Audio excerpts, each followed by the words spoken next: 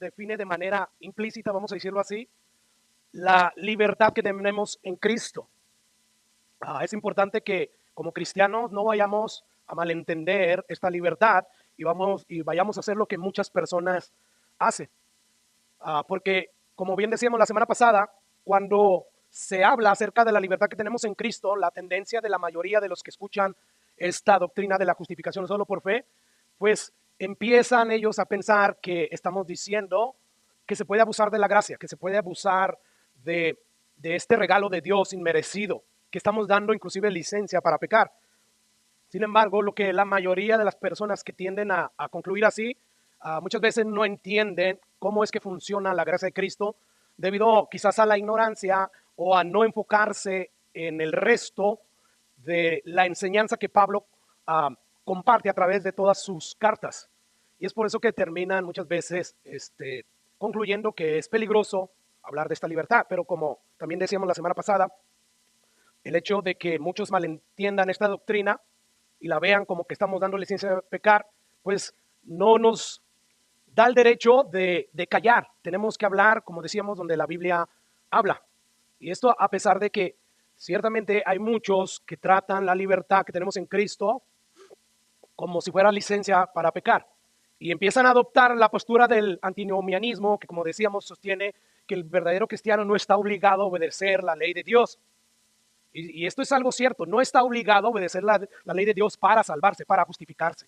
Pero sí tiene una responsabilidad, una obligación a obedecer, sobre todo los 10 mandamientos, porque debido a la naturaleza que él ya tiene, se le dio precisamente al Espíritu Santo, ¿para qué? Para que el Espíritu Santo lo lleve a desear obedecer a Dios. Y por lo tanto, hermanos, estas personas dicen, no es necesario ya obedecer a Dios, ya Cristo pagó por nosotros.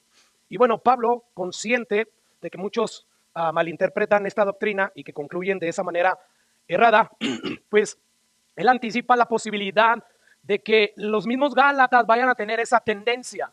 Y es por eso que en el versículo 13 de Gálatas 5 dice, porque ustedes, hermanos, a libertad fueron llamados. Solamente no usen la libertad como pretexto, como excusa para la carne, es decir, para pecar. Más bien, debido a que están en esa libertad, ya tienen al Espíritu Santo de Dios, Él los capacita para servirse los unos a los otros, y la motivación de ese servicio va a ser siempre el amor, no el interés. No es lo que tú puedas aportar a mí, a mi mundito, a mi reino. No, es simplemente por amor que nos servimos los unos a los otros. Entonces, Pablo sabía muy bien acerca de esta tendencia peligrosa de convertir nuestra libertad en Cristo en libertinaje, y es por eso que les dijo lo siguiente a los Gálatas, y parafraseo a Pablo. O sea, es muy cierto que la salvación es un regalo gratuito que nos llega a nosotros solo por gracia mediante la fe en la persona y en la obra redentora de Jesús, y debido a eso nosotros estamos perfectamente libres de guardar la ley. Sin embargo, eso no significa que nosotros tenemos permiso para vivir como nos dé la gana, como se nos antoje. No, eso no es lo que significa estar en la gracia de Jesús. Entonces yo veo que Pablo rápidamente empieza a cerrar el paso a todo este malentendido. ¿Por qué? Porque él estaba consciente de que el humano por naturaleza casi siempre está inclinado a convertir la libertad de Cristo en libertinaje. Y Pablo sabía lo fácil que es interpretar esta libertad que tenemos como derecho a pecar y hacer todo lo que nuestro corazón malo quiera hacer. O sea, en vez de concebir esta libertad como la capacidad que el mismo Espíritu Santo que mora en nosotros pone en nosotros para hacer lo correcto, ellos terminan diciendo no, o sea, tenemos permiso para pecar.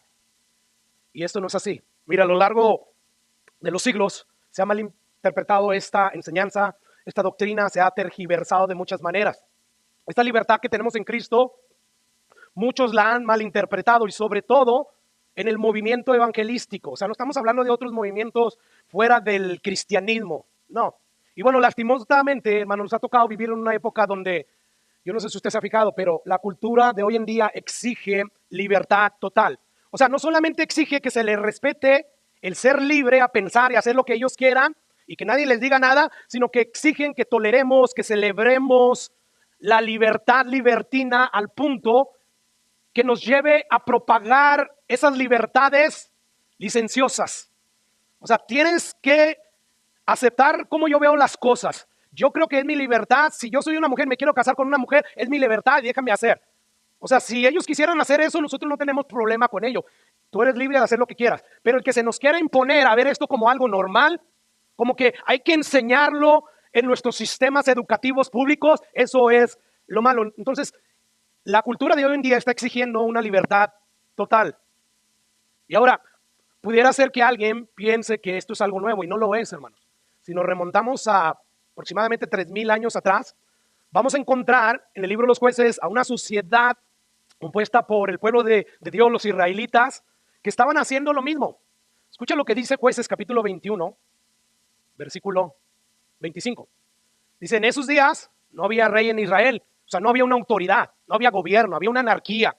Y por ello cada uno hacía ante sus ojos lo que para ellos era lo correcto. Yo creo que yo puedo, como hombre, estar con un hombre, eso para mí es lo correcto y eso es lo que hago yo. Bueno, algo sí está pasando con la humanidad actual. Quieren vivir de acuerdo a su parecer, de acuerdo a lo que a ellos les parece una libertad y es correcto para ellos.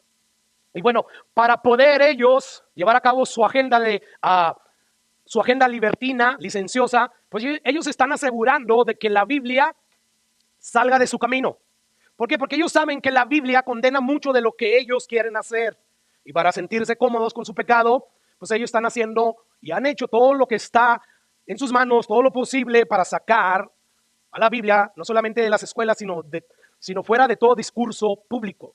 O sea, si tú eres una maestra o eres un político o simplemente tienes cualquier otro cargo público, pues ellos te dicen, no puedes citar la Biblia, no puedes hablar la Biblia, porque eso está invadiendo mi libertad. Por lo tanto, calla, no digas nada, no cites nada de la Biblia. Y quizás algunos de ustedes podrían decir, eso es una exageración. Y la verdad que no, hermanos. Muchos son los lugares del mundo donde se están implantando leyes contra el cristianismo bíblico. Y esto es debido precisamente a que esta sociedad es perversa. Es una sociedad que quiere darle rienda suelta a sus pasiones desordenadas. Y como quiere eso, ellos a cualquier modo están tratando de refrenar la moral, la decencia. ¿Por qué? Porque está atentando contra la libertad licenciosa que ellos quieren que se normalice. Ahora, permítame hacer un paréntesis para decir que la Biblia dice que este tipo de libertad, que ellos llaman así, no es libertad en lo absoluto. No, es más bien una adicción al pecado. La Biblia nos va a decir que todos los seres humanos, fuera de la salvación de Cristo, son unos adictos al pecado. O sea, por supuesto, cada uno tiene su propia combinación y grado de pecado, pero todos son adictos al pecado. Toda la raza humana está adicta a algún tipo de comportamiento pecaminoso, algunos a las drogas, otros al robo, otros a la mentira, a la infidelidad conyugal, al maltrato laboral, al maltrato familiar o a cualquier tipo de maltrato que los lleva a desobedecer, a transgredir o a violentar, mejor dicho, la ley de Dios. Y bueno, hay algunas personas inclusive que son muy decentes y no por ello no están teniendo un comportamiento pecaminoso. O sea, ellos viven para su propia gloria, para su propio bienestar. Y vivir para la gloria de uno mismo y no para la gloria de Dios, ya eso es pecado también. Así que la Biblia es muy clara cuando asegura que toda la raza humana está constituida por personas adictas al pecado. Y si hay algo cierto de todo esto, es que la humanidad no es libre. Aunque ellos se sientan libres de hacer lo que quieren hacer. O sea, ellos son esclavos del pecado.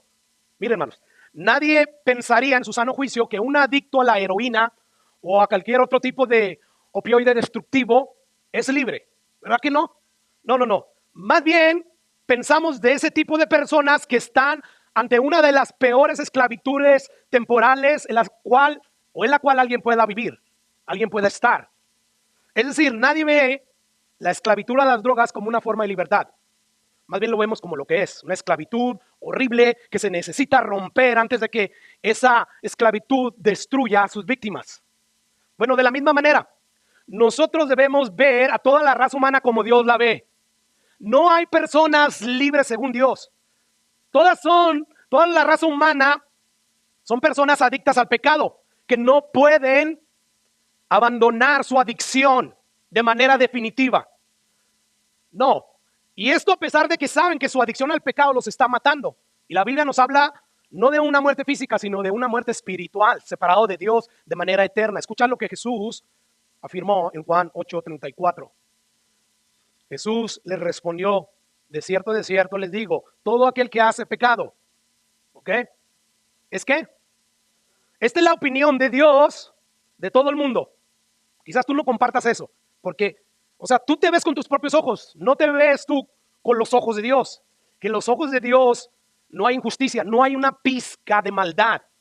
Entonces Dios, a través de Jesús, nos dice que todo ser humano que ha pecado es porque es esclavo del pecado. Por lo tanto, si todo el mundo es esclavo del pecado, esto significa que todo el mundo es adicto a la iniquidad, al pecado. Escucha lo que Jesús dijo más adelante en ese mismo capítulo 8 de Juan, versículo 36. Por lo tanto, debido a lo que acabo de decir, o sea, leímos el 34, este es el 36, si el Hijo los liberta, si yo, el Hijo de Dios, que además soy Dios, los liberto, verdaderamente serán libres. Quiere decir que todo aquel que no ha sido libertado por Cristo es un esclavo. Esto va en contra de mi teología, lo siento, pero esta es la Biblia. Y si esto va en contra de tu teología, corrige tu teología. Que teología es el estudio de Dios, ¿verdad? La Biblia es útil para corregir. Por lo tanto, yo voy a verme como Dios me ve. Yo voy a verlos a ustedes como Dios los ve. Yo voy a ver al pecador como Dios los ve. Y le voy a dar la palabra de Dios necesaria para que entonces el pecador, si gustosamente y deleitosamente y voluntariamente quiere, puede ser libre. Y si no, el que creyera será salvo, ¿verdad? Y el que no, será condenado.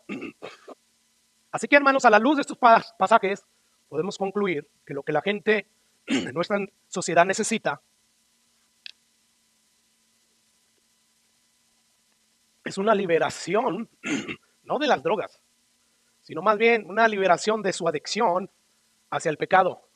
Porque la Biblia es bien clara, está diciendo que todos absolutamente son adictos al pecado. Pablo dice, escrito está, no hay justo, no hay uno. No hay quien entienda, no hay quien busque a Dios.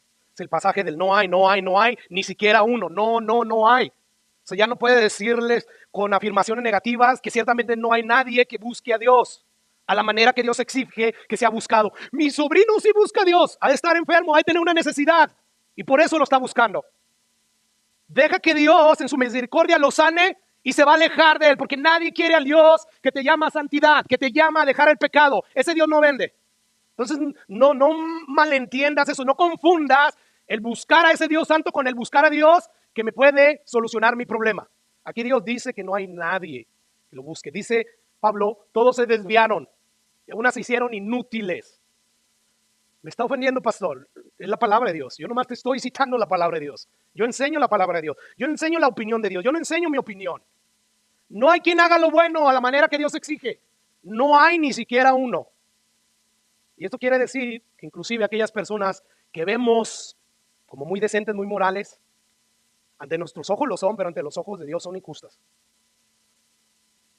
Mira, imagínense la peor escena de la adicción a las drogas. Cuando un drogadito, después de mucho tiempo de haber estado ingiriendo una droga y ya está al borde de la muerte, imagínense, está ya en un callejón oscuro, esperando morir, y después de haberse inyectado, pasa un tiempo y queda la misma jeringa ya sin nada y se la vuelve a inyectar y muere. Esa es una escena terrible, ¿verdad? Bueno, así ve Dios a la humanidad no regenerada. Son incapaces de romper su adicción. Solamente Cristo puede librarlos de esa adicción al pecado. Dios dejó pasar 4,000 años. Dicen, miren, puse a Adán y a Eva. El único mandamiento era no comer de ese árbol. Y lo tenían todo, pero fallaron. Quisieron ser como yo, soberano, autónomo, que nadie me diga nada que tengo que hacer, porque esa fue la mentira que les vendió Satanás a ellos. Dios sabe que cuando comas, van a ser como Dios. Y no resistieron a esa tentación.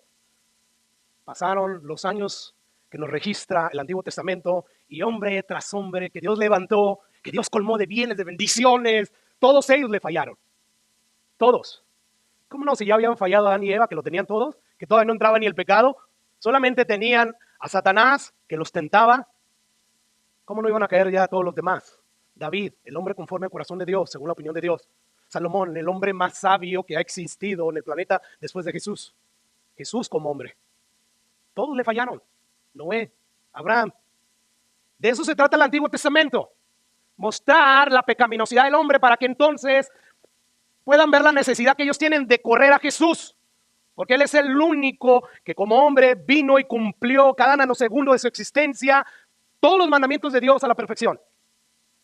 Pero de ahí en más, la Biblia nos dice que no hay ni siquiera uno, que todos somos adictos a un pecado. Yo cuando entendí esto, ahora ya ni siquiera critico a los adictos a la droga, a los fornicarios, a los adúlteros. Porque aunque yo no soy adicto a esos pecados, tengo otras adicciones. Y entonces como que ya eso me ayuda a ver que estoy en el mismo grupo. La única diferencia es que yo hoy tengo el Espíritu Santo de Dios. Y Él me hace llevar a desear no querer estar en el pecado. Pone el deseo de seguirle a Dios, de buscarlo, de obedecerlo. Por lo tanto, hermanos, debido a la adicción que tiene la humanidad, debido a la rampante ambición, sobre todo de esta sociedad actual, de vivir como les pega la gana, muchas son las iglesias, supuestas iglesias, que no tienen para nada la buena costumbre de vivir bajo todo el consejo de la palabra de Dios. ¿Por qué? Porque precisamente la palabra de Dios los restringe, y como ellos no quieren que se restrinja su supuesta libertad que tienen en Cristo, pues entonces, hermanos, ellos no predican toda la palabra de Dios. Pero debido a estas iglesias, muchos son los pecadores que están llenando estas iglesias.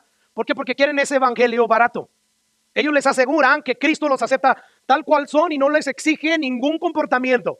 Y esto es muy popular, es muy aceptado en el mundo. ¿Por qué? Porque este Jesús que ellos predican, que es parecido al de la Biblia, pero no es el de la Biblia, este Jesús de ellos no exige que se arrepientan, no exige que tomen su cruz y se nieguen a sí mismos todos los días. El Jesús de ellos está ahí solamente para amarlos, para bendecirlos, para protegerlos del dolor y de todo peligro. Y bueno, este tipo de iglesias elaboran cuidadosamente métodos que llevan a ganar a muchos pecadores del mundo. ¿Por qué? Porque su énfasis es: nosotros no juzgamos, nosotros no condenamos, ni nosotros, pero sí hablamos acerca de que Dios juzga, acerca de que Dios condena. O sea, ellos en sus, ya no digo predicaciones, en sus charlas motivacionales, hacen a un lado todos esos pasajes que confrontan, que redarguyen a los pecadores de su pecado. Y bueno, lo lógico es que al hacer ellos esto, los pecadores se sienten bien cómodos y quieren venir a esa iglesia la próxima semana. Por lo tanto, dicen este tipo de predicadores: afuera todos esos pasajes que hablan en contra del pecado, que hablan acerca de la ira de Dios, que hablan acerca del castigo eterno. Joel Osteen es uno de ellos. La gente ya está demasiado abrumada, pero así con una sonrisa, ¿verdad? Yo no tengo ese carisma, pero él sí. ¿Cómo vamos a hablarles acerca del infierno y del pecado? La Biblia habla de eso. ¿Por qué no le vas a hablar? A menos que tú no seas un siervo fiel de Dios que predica toda la palabra, como el apóstol Pablo y todos los apóstoles predicaron la palabra de Dios. Así que muchos son los supuestos pastores que no se preocupan por corregir con la palabra de Dios el comportamiento de sus feligreses. ¿Por qué? Porque según ellos esto no es necesario. Bueno, esto se le llama antinomianismo. O sea, significa anti, contra, ¿qué? Mismo la ley, o sea, es contra la ley. Nosotros no predicamos para nada la ley. Tienes que predicarla, es a través de la ley. La ley es el layo que lleva a los pecadores a Cristo. Pero nosotros no predicamos la ley porque eso es abrumador. Bueno, este movimiento mantiene esa postura de que puesto que Cristo ya cumplió la ley por nosotros, puesto que Él murió para pagar cada uno por nuestros pecados, ahora nosotros no tenemos que preocuparnos por lo que hacemos o dejemos de hacer, porque Cristo ya cumplió la ley por nosotros de manera perfecta. Bueno, este tipo de libertad es muy popular en el mundo, pero no es la libertad de la cual Pablo está hablando. Y rápidamente, yo quiero citar algunas de las herejías que este tipo de pastores han citado, han declarado, para que vea hasta dónde ha llegado la herejía dentro de su movimiento. Uno de ellos dice, le dijo a su iglesia: hay un movimiento de Dios de gozosa liberación de las cosas que nos habían atado por mucho tiempo en la religión. O sea, ¿qué está diciendo con esto? Él está diciendo: por mucho tiempo la religión nos estuvo hablando acerca de responsabilidades y de deberes. Y eso para nosotros era abrumador, era asfixiante. Y sigue diciendo él: necesitamos ser completamente libres en Cristo. Wow. Otra cita de otro loco pastor de estos. Dice: para que los no cristianos se sientan atraídos, la libertad y la diversión que la religión nos quita deben de ser restauradas en nuestra fe. Una cita más. La gracia nos ha salvado del pecado y nos ha libertado de la obligación y del deber. Vivir esta libertad es difícil porque hay muchos asesinos de la gracia. A los que predicamos todo el consejo de Dios, este tipo de personas nos llaman asesinos de la gracia. No, no somos asesinos de la gracia. Nosotros predicamos la gracia verdadera, la gracia que santifica, la gracia que salva ciertamente y justifica, pero que santifica. Entonces, estas personas le están llamando a los predicadores que predican todo el consejo de Dios, personas que son unos retrógrados, que son unos cavernícolas, que van más allá de lo que la Biblia exige. Y bueno, todas estas citas revelan la postura hereje, hermanos, de estas personas, que sostienen que la gracia de Dios manifestada a todos los hombres en Jesús nos salva del pecado, y amén a esa verdad, pero no termina ahí la verdad. Dice que nos liberta, según ellos, de cualquier obligación y deber. Y sí nos liberta de toda obligación cuando queremos justificarnos, cuando queremos salvarnos. Ya Dios, a través de Jesús, ya lo hizo, ¿verdad? Sin embargo, ahora que tenemos una nueva vida y que se nos dio el Espíritu Santo, que Él nos lleva a buscar la santidad, sí tenemos deberes.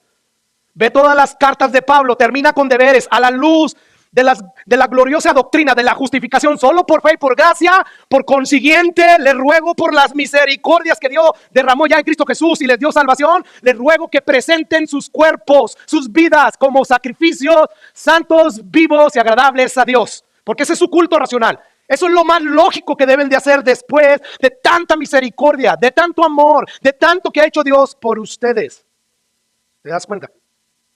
Así que nosotros como cristianos tenemos deberes y responsabilidades, una vez más, no para ganarnos la salvación, Cristo ya la ganó por nosotros. Sin embargo, por el bienestar de nosotros, la iglesia, el bienestar de los perdidos, nosotros tenemos que buscar, con la asistencia del Espíritu Santo, ser piadosos, ser santos, como dice Pedro, en toda nuestra manera de vivir. Ser santos porque Él es santo. Y hoy son capaces de ser santos, porque ya tienen al Espíritu Santo. Escucha lo que otro falso predicador de este movimiento loco dijo. Dice él, es difícil vivir la libertad que tenemos de cualquier obligación y deber, porque precisamente están esos asesinos de la gracia. Esos predicadores matones, intolerantes, críticos, de mente estrecha, que imponen esclavitud a los cristianos y matan la libertad, la espontaneidad, la creatividad, la productividad y la alegría de los cristianos. O sea, literalmente la perspectiva de estos hombres está patas arriba, hermano. Porque ellos piensan que cuando se convierten, ellos ya fueron liberados de obedecer la ley de Dios y que pueden seguir pecando. Cuando es al revés, fueron liberados precisamente para que ya no sean esclavos del pecado y puedan ahora sí obedecer a Dios. Y la realidad de las cosas es que la tolerancia al pecado celebra la esclavitud, no la libertad. Cuando tú toleras el pecado, estás celebrando el pecado. No estás celebrando, eso no es libertad. Y bueno, con esto en mente, yo creo que vayamos al versículo 13 de Gálatas, capítulo 5, porque Pablo está hablando precisamente en contra de esta postura. Después de decir Pablo al inicio de este capítulo, estén pues firmes en la libertad con que Cristo los hizo libre. Después de todos los argumentos que ya les di de mi testimonio personal, del testimonio de la Biblia, que comprueban que somos salvos por fe, bueno, pues estén firmes en la libertad con que Cristo nos hizo libre y no estén sujetos al yugo de la esclavitud. Versículo 13, porque vosotros, hermanos, a libertad fueron llamados. ¿Sí? ¿Qué significa esto que a libertad fuimos llamados? Significa que ya no hay que obedecer los 10 mandamientos. Significa que somos libres de obedecer la voluntad de Dios para nuestras vidas a través de los mandamientos. O sea, estamos libres de las responsabilidades y obligaciones cristianas que tenemos a través de todas las cartas de Pablo y el resto de los apóstoles. Bueno, Pablo nos dice que no. No, o sea, no usen esa libertad como ocasión, como pretexto, como excusa para la carne, para los deseos, las pasiones pecaminosas de la carne, sino más bien sírvanse por amor los unos a los otros. Una última cita, hermanos, antes de proseguir aquí, porque creo que esto es importante. Porque yo quiero que quede bien claro que nosotros hemos sido llamados a la libertad, no al libertinaje. Su nombre es Steve Brown. Y dice él, la buena noticia es que Cristo nos liberta de la necesidad de obedecer la ley. Y continúa diciendo, la religión nos ha vuelto unos fariseos insoportables. Debemos entender que Jesús nos invita a bailar. Y nosotros estamos convirtiendo esa invitación a bailar en marcha de soldados. Siempre comprobando si lo que estamos haciendo está bien, si estamos al paso y en la línea con los demás soldados.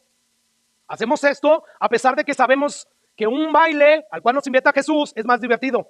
No sé por qué creemos que debemos pasar por el infierno para llegar al cielo y así seguimos marchando, tratando de obedecer. Wow. O sea, según este tipo, el deber, la responsabilidad bíblica, la cual Dios nos llama a hacer, es odiosa y es como pasar por el infierno. Y para la carne lo es, pero no para la nueva vida en Cristo que tenemos. Mire, ¿qué quiere decir Pablo con esto de la carne? O sea, Pablo está hablando acerca de la naturaleza con la cual nacimos, ¿verdad? Sin embargo, hoy ya nosotros tenemos una nueva naturaleza y esa nueva naturaleza nos lleva deleitosamente a obedecer a Dios. Yo no sé si a ti te pasó, pero esa fue mi experiencia. O sea, ya después de que Dios me salva de un nuevo corazón, ¿qué? Vamos a la iglesia. Y digo, como dijo el salmista, yo me alegré con los que me decían, a la casa del Señor iremos. Y alegre íbamos. ¿Se acuerdan de su primer amor? Así empezamos todos. Y entonces empezamos a expresar lo que el salmista, inspirado por el Espíritu Santo, expresó. Cuán dulces son a mi paladar tus palabras, más que la miel a mi boca. Versículo 104. De tus mandamientos he adquirido inteligencia, por tanto he aborrezco el pecado. Cuando Dios te da esa naturaleza, eso es lo que sucede. O sea, imagínate que Dios le cambiara a un puerco su naturaleza por una naturaleza de ave, de un pájaro, de una paloma. Si esto fuera así, el puerco dejaría de comer desperdicios y empezaría a buscar un alimento de pájaros, semillitas, qué sé yo, ¿verdad? Bueno, algo Dios hizo en nosotros, ese es un milagro de milagros. Él nos dio una nueva naturaleza que nos lleva a desear las cosas de Dios, que nos lleva a desear, a obedecer deleitosamente a Dios. Y bueno, lo que la Biblia nos está diciendo aquí de manera implícita es que una persona que no tiene ningún interés por esforzarse en dependencia del Espíritu Santo para apartarse del pecado y buscar vivir en santidad es porque no ha nacido de nuevo.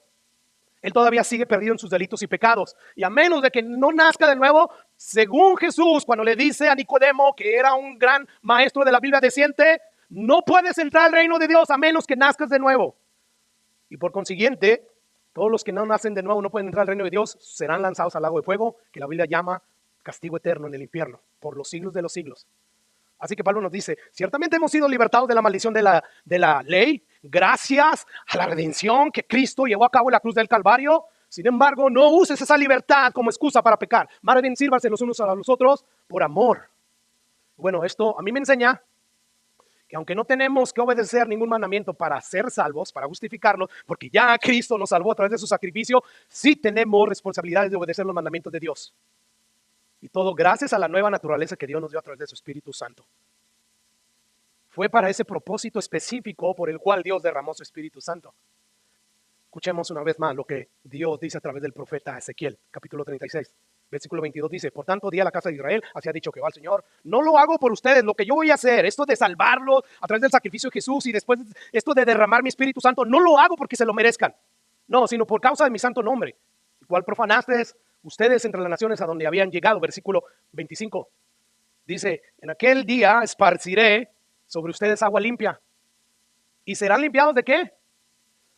¿A qué está haciendo referencia aquí Dios? A través de Ezequiel, al sacrificio de Jesús, a su sangre, ¿verdad? Va a llegar un día en que yo voy a perdonar sus pecados, pero porque voy a castigar a mi hijo. Eso es justicia, eso es justo. Ahí van a ver cómo el amor y la justicia se besan. No voy a pasar por alto la injusticia de nadie. Voy a tener que castigar a alguien. Y esto se cumplió en Jesús, ¿verdad? Pero Dios sigue hablando y sigue diciendo lo siguiente del 26. Después de eso, cuando yo los limpie de todo pecado a través de la sangre de Jesús, yo les voy a dar un nuevo corazón. Voy a poner un nuevo espíritu. Mira ahí, nuevo corazón, nuevo espíritu. Voy a quitar ese corazón de piedra, duro, empedernido, obstinado al pecado. Y les voy a dar un corazón tierno, de carne. Un corazón susceptible, que desee seguirme. Y voy a poner dentro de ese corazón, dentro de ustedes, ¿qué? Mi Espíritu Santo.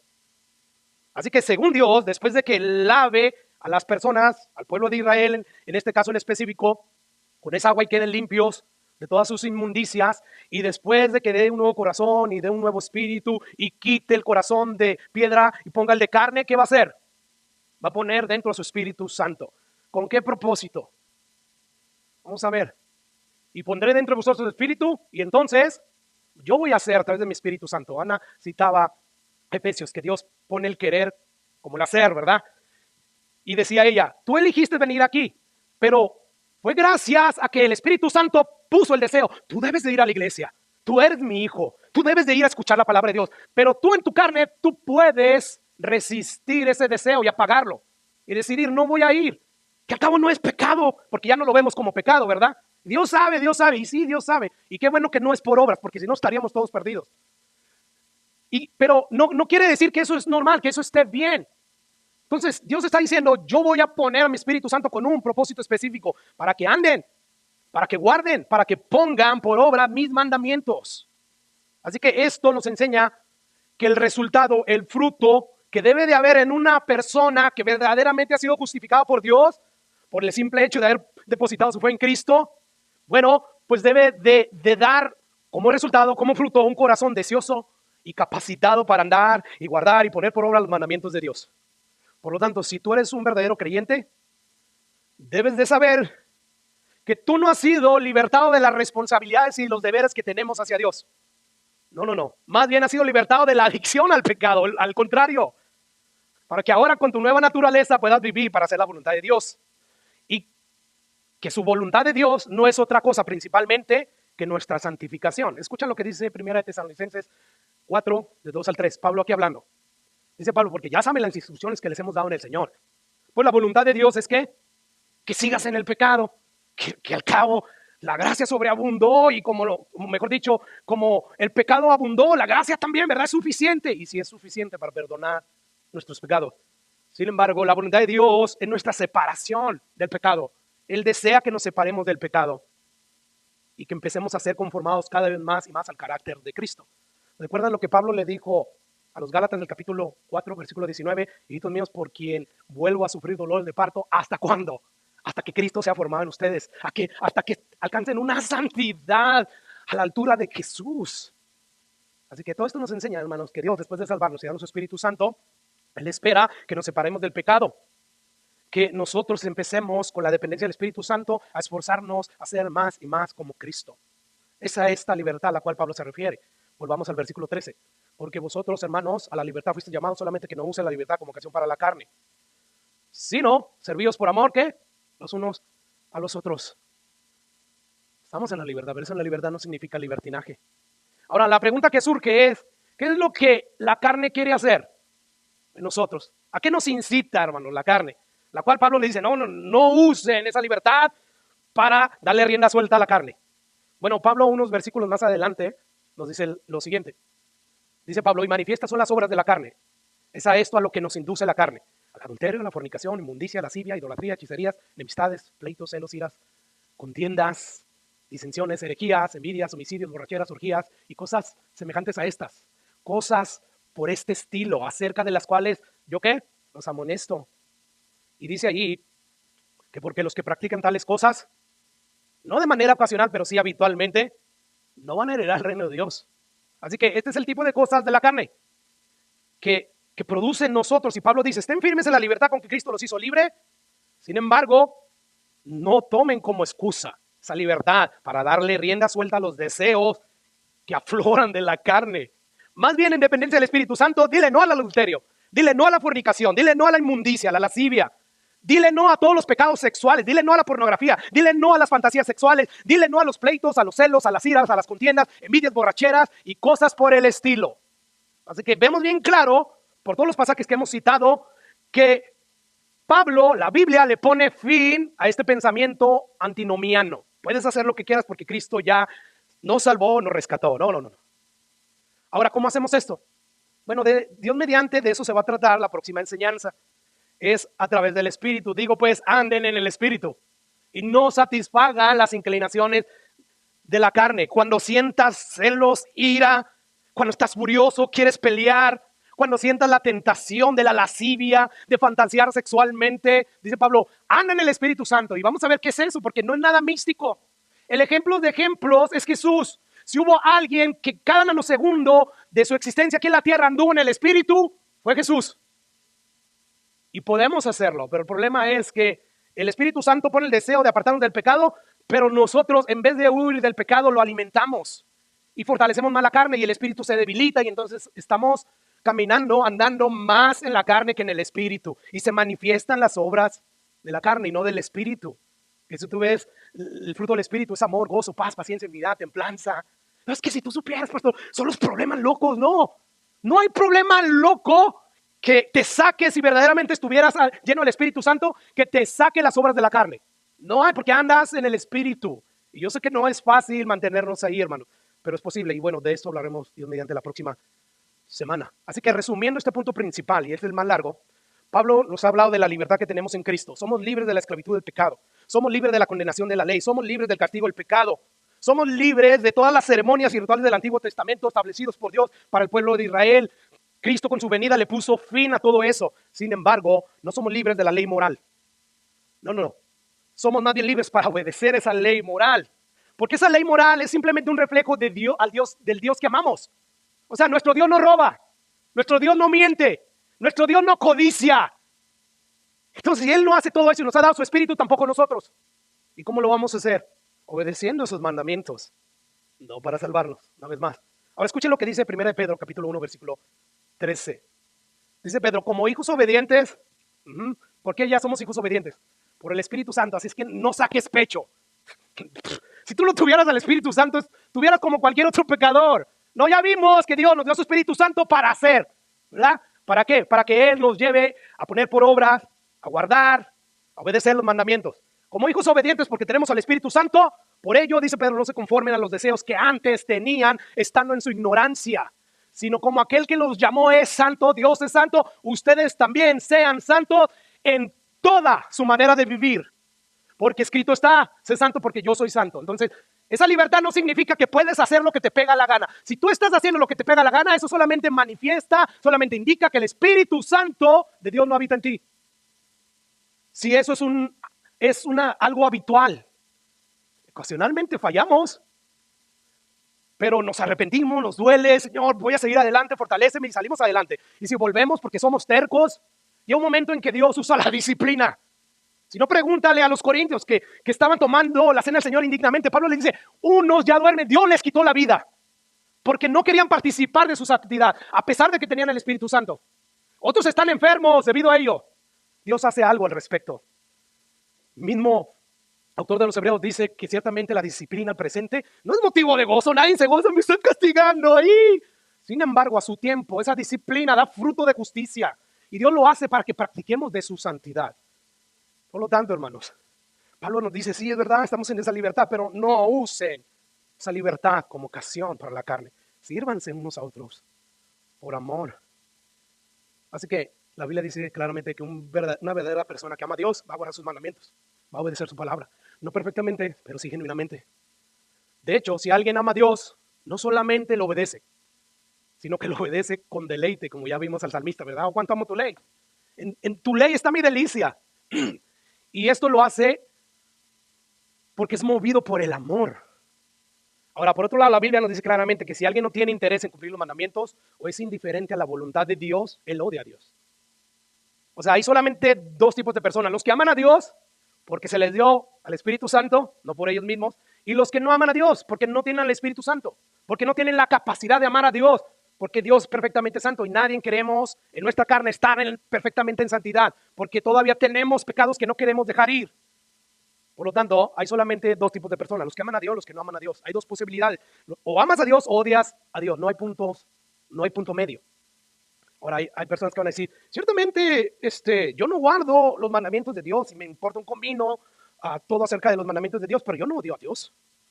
Bueno, la Biblia dice que si no obedeces sus mandamientos, lo cual es una manifestación de que lo amas, tú lo odias. Escucha lo que dijo Jesús en Juan 15:14. Se lo leo, no está ahí, pero dice Jesús, si me aman, guarden mis mandamientos. O sea, dicen que me aman, guarden mis mandamientos.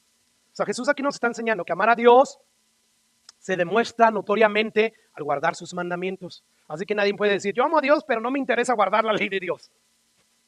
O sea, estamos hablando específicamente de la ley moral prescrita en los 10 mandamientos. La Biblia dice que si en verdad amas a Dios, tú vas a amar la ley de Dios. Una vez más, citemos al salmista, Salmo 119. Salmo 119 es un poema increíble a la palabra de Dios.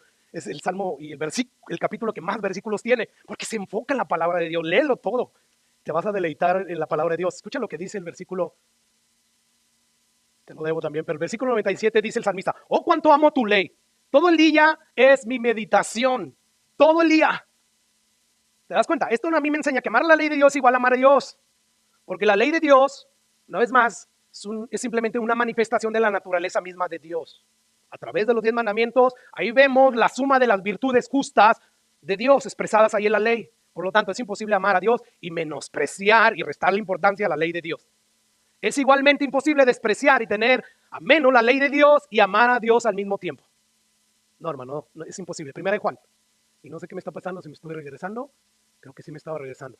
Cuanto amo tu ley. Ahí, primera de Juan. Dice Juan ahí, capítulo 4, versículo 20. Si alguno dice, yo amo a Dios y aborrece a su hermano, ¿qué? Es mentiroso.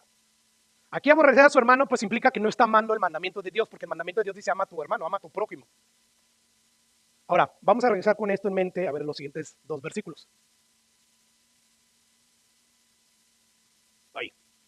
Versículo 14, versículo 15 de Gálatas 5. Dice ahí Pablo, porque toda la ley en esta sola palabra se cumple. Ustedes los que quieren guardar la ley, no, Gálatas, tranquilo, ¿qué? Si quieren guardar la ley de manera correcta, hagan esto. Amen a su prójimo como ustedes mismos, cosa que no están haciendo dentro de ustedes. Se están peleando, se están insultando, se están dañando a ustedes mismos. Y si ustedes no paran, pueden llegar al punto de destruirse, de comerse los unos a los otros. O sea, esto nos indica que dentro de la iglesia o de las iglesias de la región de Galacia había problemas entre la membresía. Quizás estaban los que apoyaban a los judaizantes y los que apoyaban a Pablo, los débiles, y había problemas. Y Pablo, después de dedicar toda su carta a lo importante, a corregir el evangelio errado, pues él empieza a dar exhortaciones. Ok, usen la libertad que tienen en Cristo. Sírvanse los unos a los otros en amor, o sea, háganse el bien. Procuren el bienestar de los demás. ¿Quieren cumplir la ley? En esto se resume la ley. Amen a su prójimo como ustedes mismos. O sea, lo que tú buscas para ti, para tu bien, búscalo para tu prójimo, para tu hermano. No se muerdan los unos a los otros. Y antes de concluir, porque estos son los 2 versículos, a mí me gustaría rápidamente enfocarme en ese mandato que les da el apóstol Pablo. Sírvanse por amor los unos o los otros, o los unos a los otros, porque en esto se resume la ley. Lo primero que quiero que tú notes es que Pablo implícitamente nos está diciendo que la verdadera libertad nunca obra para mal, nunca hace mal a nadie. Y una vez más, el ejemplo de nuestro Señor Jesucristo. Él nunca le hizo mal a nadie, todo lo contrario. Él amó inclusive a sus propios enemigos, demostrando que no hay mayor expresión de libertad que servir a los demás por amor, no por interés. No porque tú puedas aportar para mi reino, no porque tú puedas engrandecerme a mí. No, Jesús ya no necesita. Él es todo lo grande que se puede ser.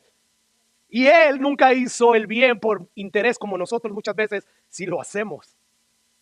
Y Pablo, consciente de estas peleas, pues Pablo les está exhortando, dejen que el amor de Cristo que está en ustedes los lleve a servirse los unos a los otros. Dejen de pelearse, no hace que terminan destruyéndose ustedes mismos.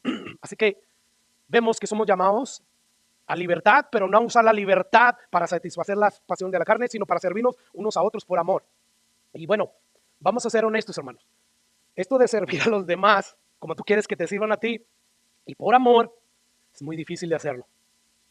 De hecho, es imposible hacerlo en tus propias fuerzas. Por eso Pablo va a decir, anden en el Espíritu. Es la manera en que se puede hacer esto. ¿Sí?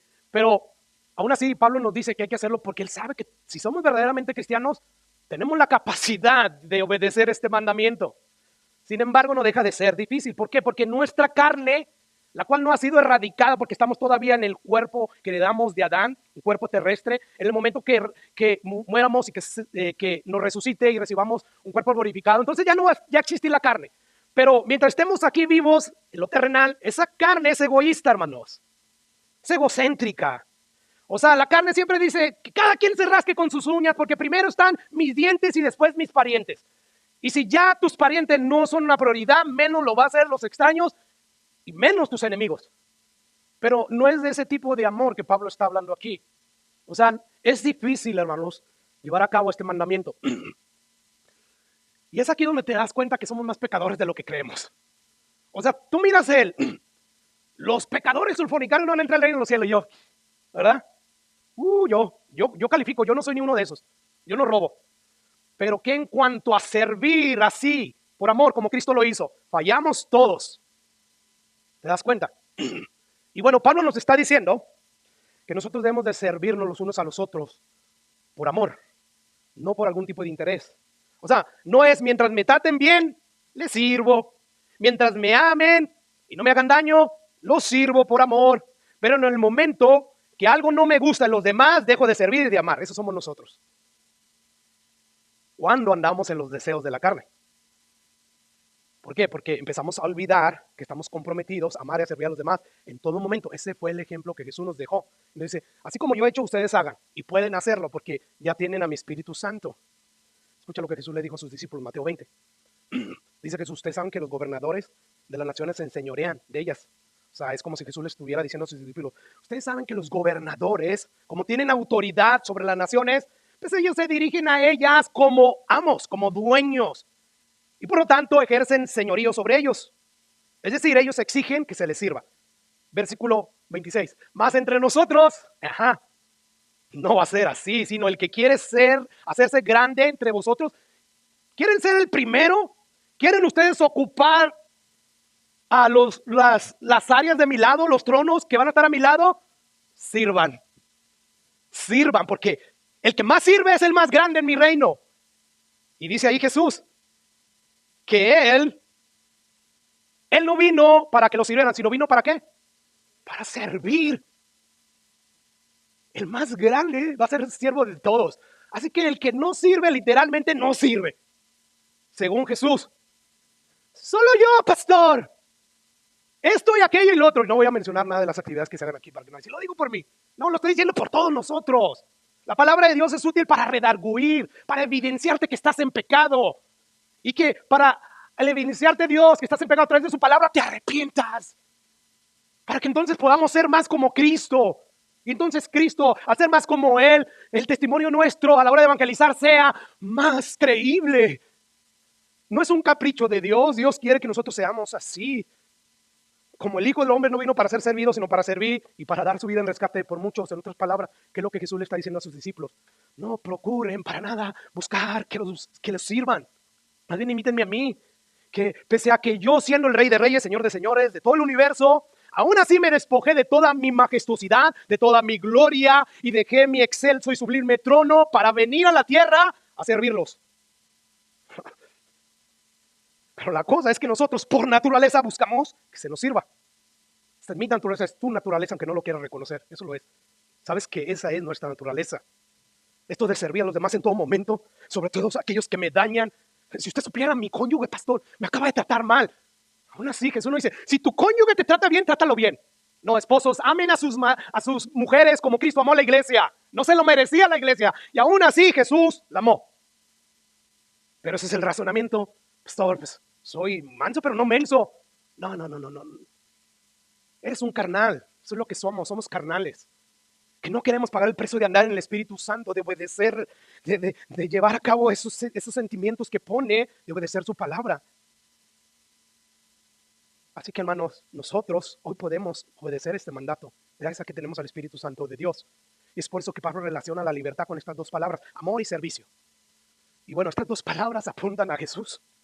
O sea, no puedo pensar en nadie más que en Jesús. Él sí llena esto. Y escucha lo que Pablo nos recuerda en su primer carta a los Corintios.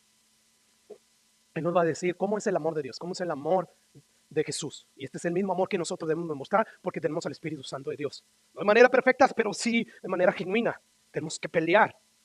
Escucha lo que dice 1 Corintios 13, versículo 4 en adelante. Dice Pablo, el amor de Dios es sufrido. Tienes que sufrir, pero es que si te sufre. Es benigno. Yo no voy a mostrarle ninguna voluntad a esta persona no se la merece. Y tú y yo sí merecíamos que Dios entregara a su Hijo por nosotros. Cuando aún éramos pecadores, enemigos de Dios, aún así Cristo murió por nosotros. En eso Dios muestra su amor para con nosotros. Así que dice Pablo, el amor de Dios sufrido es benigno, el amor no tiene envidia, el amor no es jactancioso, no se envanece, escucha lo siguiente, no hace nada indebido y no busca lo suyo. Cristo Jesús no vino a buscar lo suyo cuando vino aquí a la tierra, vino a buscar el bienestar de los demás. Ese es el amor de Dios. No se irrita, no guarda rencor, no se goza de la justicia, no se goza de la verdad. Todo lo sufre, todo lo cree, todo lo espera, todo lo soporta. No, yo mangos, pastor. Una vez más, yo soy manso, pero no menso. No, eres un carnal. Si estás actuando así, eres un carnal. Quizás tengas al Espíritu Santo, pero lo tienes apagado. Avívalo. ¿Cómo? Empieza a esforzarte a obedecer a Dios, no para ganarte la salvación, pero sí para agradarlo, sí para que tu vida esté mejor. Porque el estar en pecado trae consecuencias. Es cuestión de tiempo. Algunos que están dándole rienda suelta al pecado, pero Dios, como es paciente, paciente, grande misericordia. Cuando Dios castigó a David por su pecado, no vino inmediatamente la consecuencia de su pecado, no, fue gradual. Por lo tanto, no creas que Dios no te va a castigar. Si eres su hijo, lo va a hacer aquí en la tierra, porque quiere que practiques de su santidad. Por lo tanto, hermano, el amor todo lo sufre, todo lo espera, todo lo soporta, el amor de Dios. Y esto, dice Pablo, como vamos a ver la próxima semana, Dios mediante, el amor es parte del fruto del Espíritu Santo. O dice, anden en el Espíritu y entonces van a tener esta clase de amor que no busca lo suyo. Wow. O sea, es decir, ese amor sirve a pesar de que a quienes estás sirviendo lo merezcan o no. Ese amor sirve a los demás pese a que cumplan o no tus expectativas. Ese amor no necesita que su cónyuge sea perfecto y lo trate bien para poderle servir. Él sirve por amor, no por interés. ¿Te das cuenta? Ese es el amor de Dios.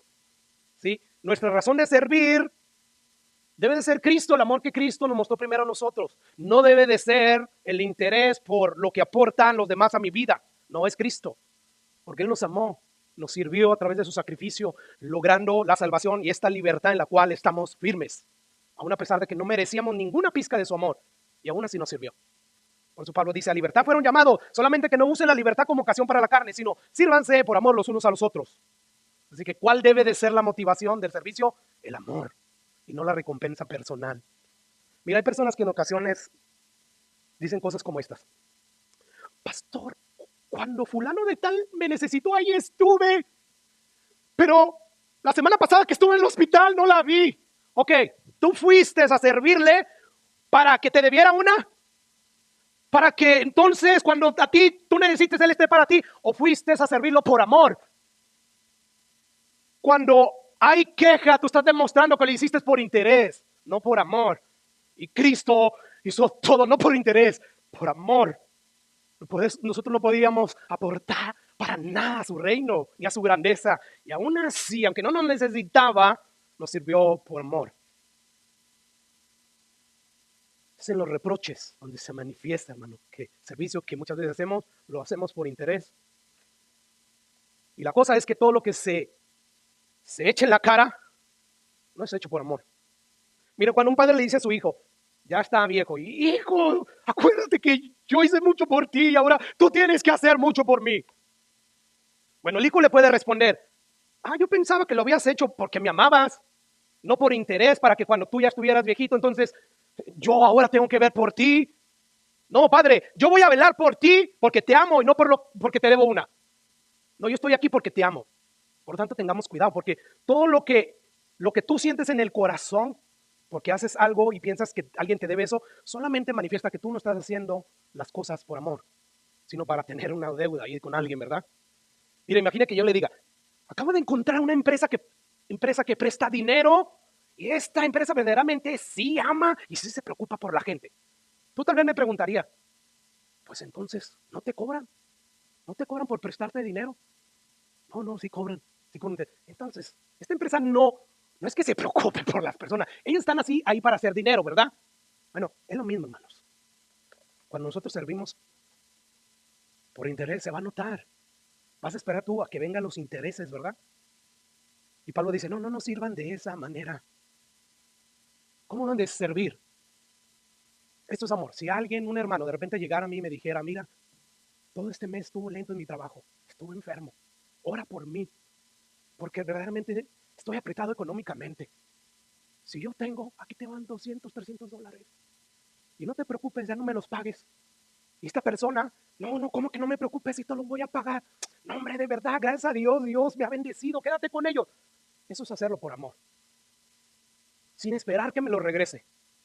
Eso, porque yo quiero que tú estés bien. Yo entiendo que aparte de ser mi prójimo, eres mi hermano en Cristo, eres parte del cuerpo de Cristo. Cristo es nuestra cabeza, pertenecemos al mismo cuerpo. Por lo tanto, si tú la estás pasando mal, yo debo de resentir eso y puedo darte. ¿Por qué? Porque Dios me ha dado. Esto es servir por amor. Así que la motivación de servir es el amor, no el interés. Una vez más, regresemos rápidamente al ejemplo de Jesús. ¿Recuerdan primer mensaje de este año. Allá pues el sentir que hubo en Cristo Jesús, ¿sí? El cual siendo forma de Dios no estimó el ser igual a Dios como cosa que aferrarse, sino que se despojó de sí mismo. ¿Cuál fue la motivación que llevó a Jesús a despojarse? ¿Lo hizo por interés personal? No. Lo hizo porque quería sacar algo en nosotros. Porque quería que nosotros, con nuestra inteligencia, sumáramos grandeza en su reino. No lo hizo por amor nada más. Por amor. Así que Jesús es el gran ejemplo de servir por amor. Pese a que nadie puede aportar para nada a su grandeza. Escucha lo que Jesús le dijo a sus discípulos en Lucas 22. Porque, ¿cuál es mayor, el que se sienta a la mesa o el que sirve? Cuando tú vas a un restaurante a comer, ¿quién es el mayor? ¿Tú que te sientas a la mesa o el mesero? ¿Quién es el que tiene el dinero? ¿Quién es el que va a ordenar, verdad? ¿Y quién es el que va a servir? O sea, esta lógica de Jesús es bien simple. Todos la entendemos, ¿verdad? Mas yo estoy entre ustedes como el que sirve. O sea, yo, el Rey de Reyes, les estoy sirviendo a ustedes que son nada. Así que Jesús aquí está dejando en claro la actitud que todo discípulo de Jesús debe de tener. Esta es la actitud. Si Jesús vino a servir, con más razón nosotros. Es a través del servicio que se hace por amor, que se manifiesta claramente la libertad que tenemos en Cristo. Escuche lo que Juan 13, versículo 4 al 5 nos dice. Dice, ahí Juan se levantó de la cena Jesús, se quitó su manto, tomó una toalla, se la ciñó, se la amarró, luego puso agua en un lebrillo, esto es el Rey de Reyes haciendo esto, y comenzó a lavar los pies de los discípulos, inclusive los de Judas. Jesús está consciente de todo lo que va a pasar dentro de los próximos minutos. Lo van a abandonar. Judas lo va a traicionar y aún así está haciendo eso. El amor no busca lo suyo. El amor nunca deja de ser. Dice Juan ahí mismo en ese capítulo que Jesús amó a los suyos hasta el fin, a pesar de que no merecían. Pese a que Jesús sabía que lo iban a traicionar y lo iban a abandonar. Y aún así ahí está el maestro. Y escucha ya al final de esta escena lo que dice el versículo 14. Pues si yo, el Señor, el maestro, he lavado sus pies, vosotros también deben lavar los pies los unos a los otros. Porque ejemplo les he dado para que como yo os he hecho, vosotros también hagáis. Así que como vemos, somos llamados a servir por amor a los demás. Aporten o no aporten a tu bienestar y a tu reinito pequeñito. No. Ninguno de los discípulos merecían que Dios los sirviera y aún así los sirvió. Mismo Judas. Y bueno, Jesús nos dice, yo les di ejemplo. Hagan lo mismo, tienen mi Espíritu Santo, pueden hacerlo. No les estoy pidiendo algo que no puedan hacer, hágalo. Así que hermanos, si ciertamente somos libres en Cristo, de lo que es la maldición de la ley, pero también somos libres para servir por amor. Y si tú no estás creciendo en el servicio a los demás, más bien eres un esclavo de tu pereza, de tu ego. Está libre porque no has sido en verdad libre, porque Jesús dijo, si el Hijo os libertare, verdaderamente serán libres. ¿Cómo nos iba a libertar Jesús? Pues al creer en su sacrificio, en su obra, y después de eso, después de que Dios nos lavare con esa agua, con esa sangre, Dios iba a enviar a su Espíritu Santo y nos hace libres. Al que el Hijo los libertare, serán verdaderamente libres, porque voy a enviar mi propio Espíritu y van a actuar como yo. Por lo tanto, si tú no estás creciendo en todo esto, pregúntate por qué. Escucha lo que dice Juan, ya voy terminando, capítulo 13, versículo 34 al 35. Un mandamiento nuevo les doy. ¿Un mandamiento nuevo qué? Es nuevo. O sea, no estaba en el Antiguo Testamento.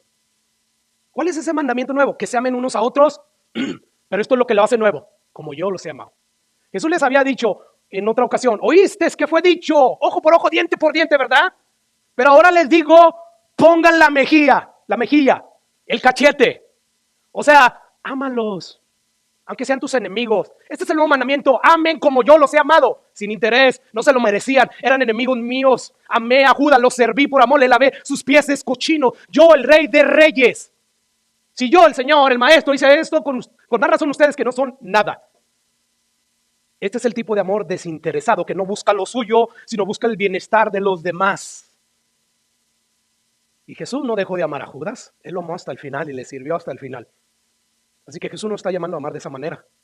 Por lo tanto, hermanos, debemos de mirar a nuestros hermanos, a nuestros cónyuges, a los miembros de nuestra iglesia, con todas sus fallas y defectos, y amarlos como Cristo te amó a ti. Piensa en cuánto le fallas a Jesús cada día, y aún así Él te ama.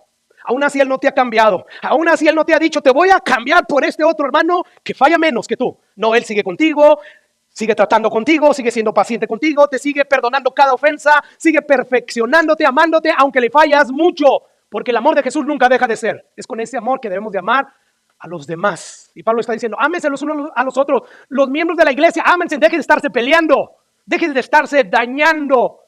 No vaya a ser que se coman, que se consuman, se destruyan. No, más bien usen la libertad que tienen en Cristo, porque tienen el Espíritu Santo, para servirse los unos a los otros.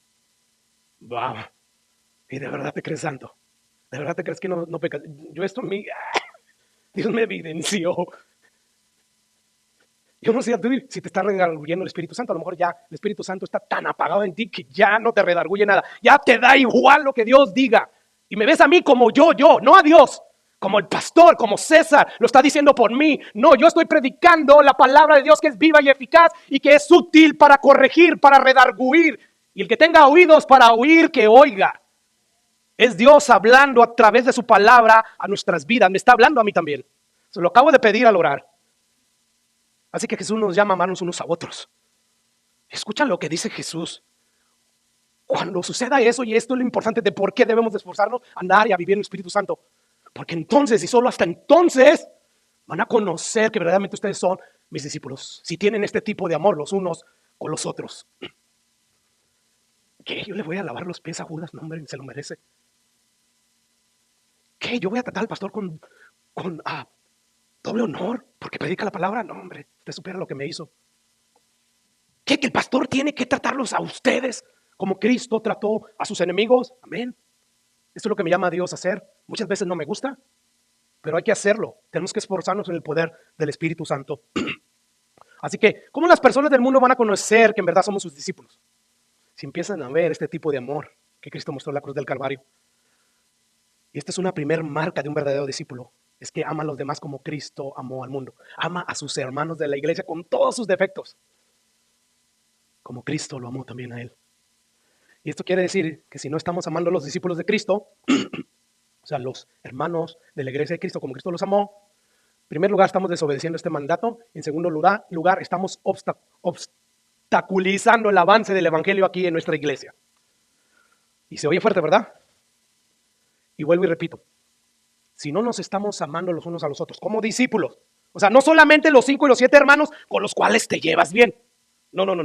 Si no estamos amándonos como Cristo nos amó a todos, aún los Judas, no estamos obedeciendo a Cristo y además estamos obstaculizando el avance evangelístico de nuestra iglesia.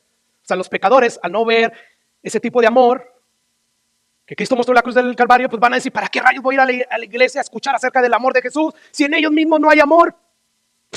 Hombre, mejor aquí me quedo.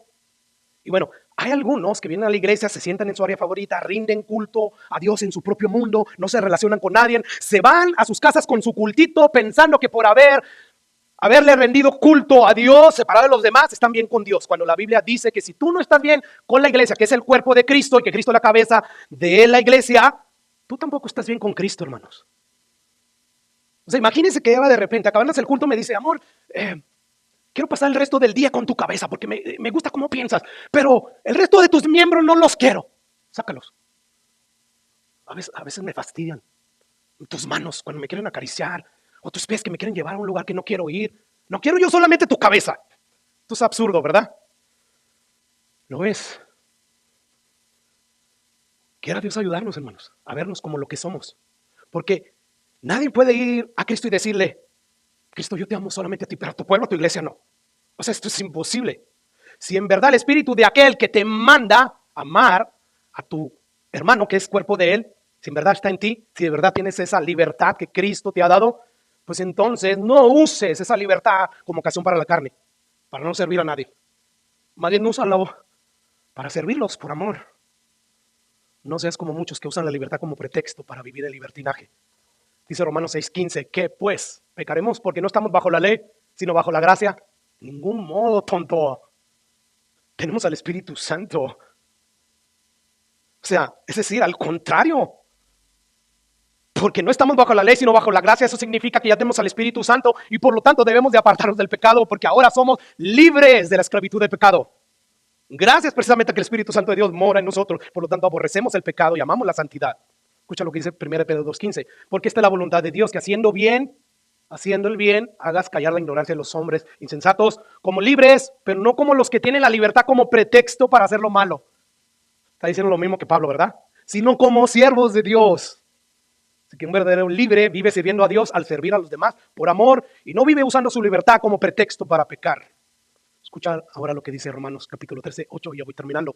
No debas a nadie nada, sino que lo único que tú me debes, porque tienes al Espíritu Santo y porque eres parte del cuerpo de Cristo, es amarme. Y yo también te debo eso, yo debo amarte. Eso es lo único que debemos de vernos los unos a los otros. Porque el que ama al prójimo ha cumplido la ley. Porque dice ahí, no adulterarás, no matarás, no hurtarás, no dirás falso testimonio, no codiciarás y cualquier otro mandamiento. En esta sentencia se resume, ama a tu prójimo como a ti mismo. El amor no hace mal a su prójimo. Así que el cumplimiento de la ley es el amor. Pues yo por eso ni maldigo ni digo nada. Y yo por eso estoy bien. No. O sea, no te dice Dios nada más que te quedes sin hacerle nada. Aquellos que te han dañado, más bien, cólmalos de bien. Bendícelos, ora por ellos. O sea, no se trata de tomar una actitud pasiva. Me dañó, pero ya lo perdoné, pastor. Y pues no le digo nada, ni nada, pastor. No, la Biblia te manda a que lo bendigas, a que ores por él, a que lo colmes. ¿Te das cuenta, hermanos? Fallamos mucho nosotros en esto. Y ya rápidamente, Gálatas 5:15. Pero si se muerden, si se consumen unos a otros, miren también que no se consuman unos a otros. O sea, en otras palabras, Pablo dice, pero si ustedes siguen atacándose, haciéndose daño unos a otros, van a terminar por destruirse. Lo contrario al amor, entonces, ¿qué es? Morderse, ¿verdad? Hacerse daño. Y ahí está el llamado de Pablo a servirnos unos a otros por amor. Y cierro ahora sí con este versículo. Y el Señor los haga crecer y abundar ¿en qué? Yo no estoy diciendo que nosotros como iglesia no nos amamos. Lo que estoy diciendo es que tenemos que seguir creciendo y abundando en ese amor unos por otros. Para con todos, como también lo hacemos nosotros para con ustedes. Y dice Pablo, para que sean afirmados sus corazones. Por eso háganlo irreprensibles en santidad delante de Dios, nuestro Padre, en la venida de nuestro Señor Jesucristo con todos sus santos. Así que el anhelo de Dios en esta hora para nosotros es que crezcamos y abundemos más y más en el amor. Dios espera eso de nosotros. ¿Y cómo se logra? Una vez más, andando en el Espíritu. De esto hablaremos, Dios mediante, la próxima semana. Así que vamos a orar.